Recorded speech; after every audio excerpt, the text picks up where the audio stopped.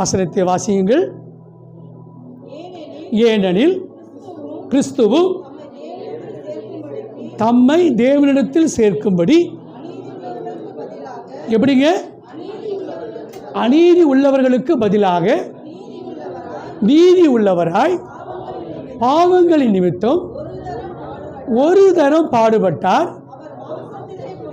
அவர் மாமிசத்திலே கொலையுண்டு.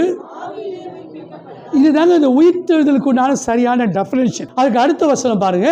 அந்த ஆவியிலே அவர் போய் காவலில் உள்ள ஆவிகளுக்கு என்ன செய்தார்? பிரசங்கித்தார். அன்பான கர்த்தருடைய பிள்ளைகளே, தேவன் உங்களையும் என்னையும் தேவனிடத்தில் சேர்க்கும்படியாய் மரணத்தை முற்றுப்புள்ளியாக அல்லாமல் கமாவாக மாற்றினார். மரணம் நம்முடைய வாழ்க்கையில் ஒரு முடிவு அல்ல. மரணம் நம்முடைய வாழ்க்கையில் ஒரு தொடக்கம்.